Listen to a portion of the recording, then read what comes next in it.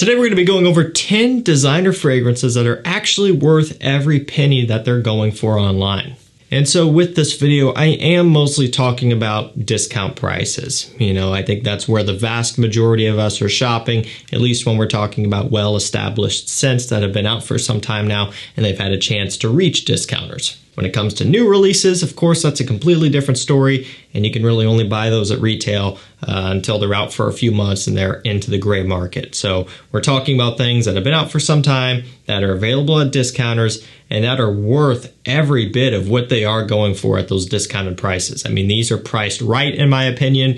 What you're paying brings a lot in return in terms of value, and you really can't say that about everything these days. There's a lot of things out there that you spend a lot of money for that don't deliver. And actually, there are a lot of things out there that you can pick up for next to nothing that completely over-deliver. And these are kind of right there in the middle. I wouldn't necessarily say that all of these are over-delivering to a heavy extent. Some of these are a little bit expensive, but they do offer a lot in return, and that's what we're going to be talking about.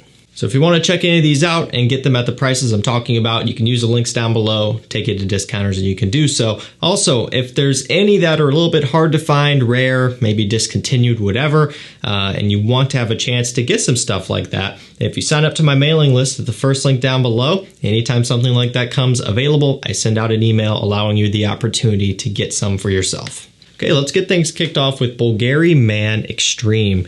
Really interesting note breakdown on this one. We have cactus sap or cactus juice, bergamot, grapefruit in here, a little bit of a woody accord as well.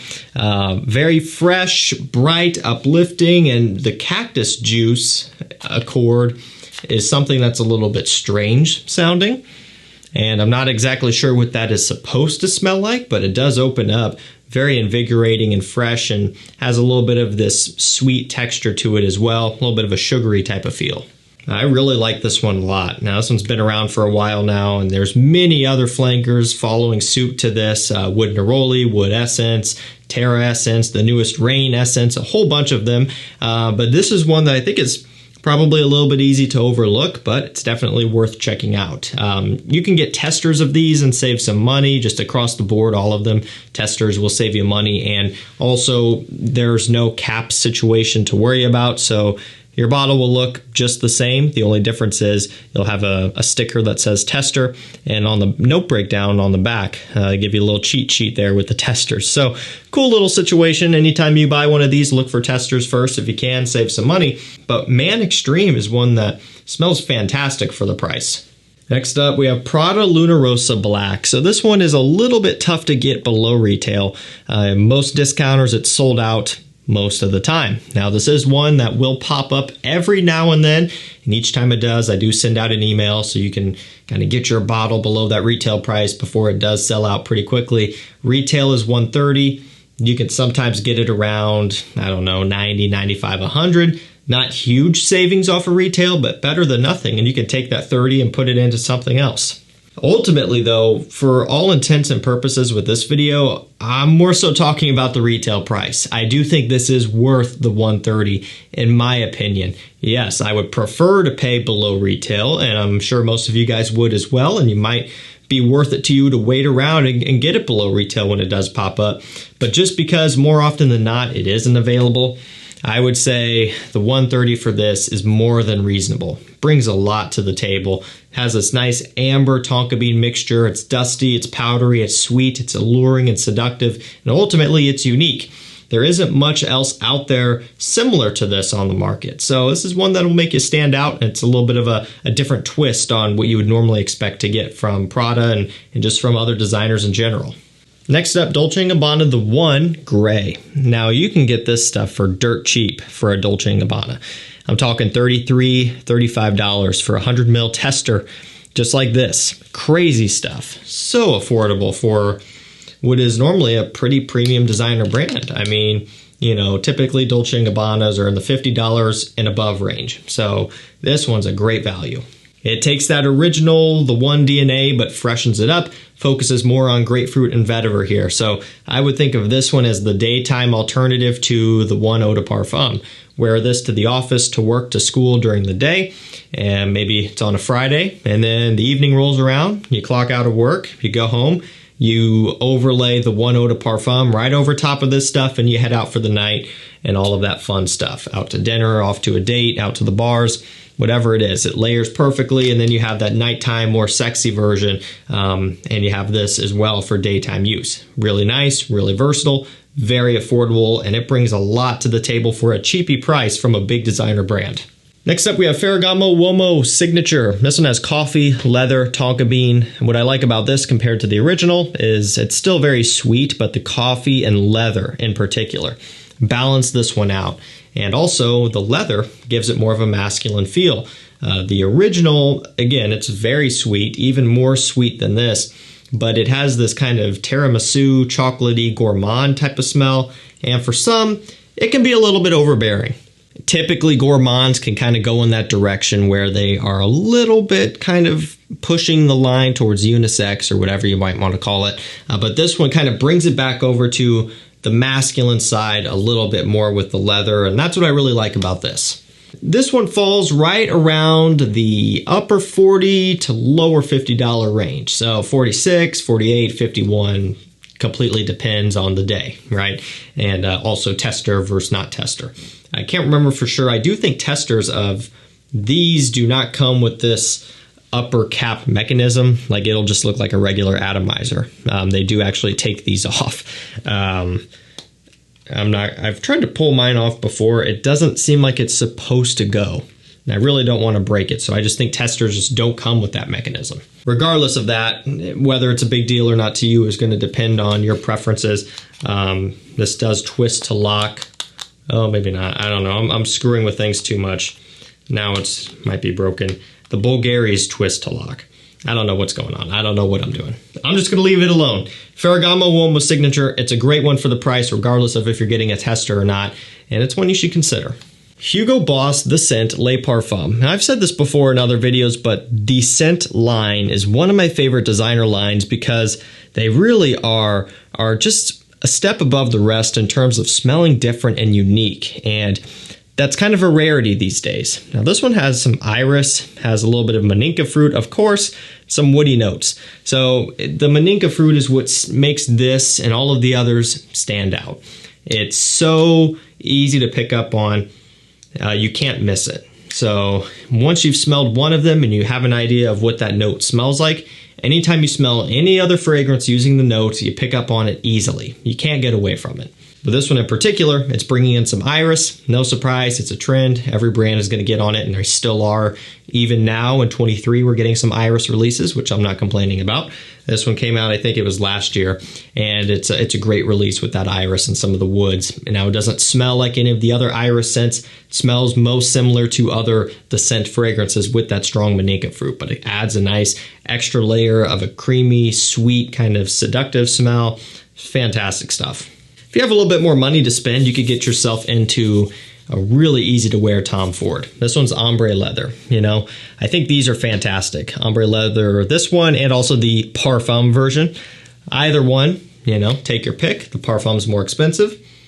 Doesn't really increase the performance as much as you would maybe expect a Parfum to. So, you know, in a lot of instances, just go the EDP. It's a little bit more affordable, and it still achieves pretty much the same exact result. And that result is a super wearable leather scent that is very mass pleasing and that you just can't go wrong with. Tuscan leather is a completely different story, not versatile, not all that wearable in the general scope of things, and not nearly as mass pleasing, and it's more expensive. So when it comes down to it, when we're talking about a lot of the Tom Ford offerings, you know, you could go with a gray vetiver and it's fantastic. You could go with something like Beau de Jour. It's a little bit more classic, aromatic fougere, but it's wearable. You could, you know, pull it off for a lot of things. Costa Azzurra, similar thing, a little bit more mature.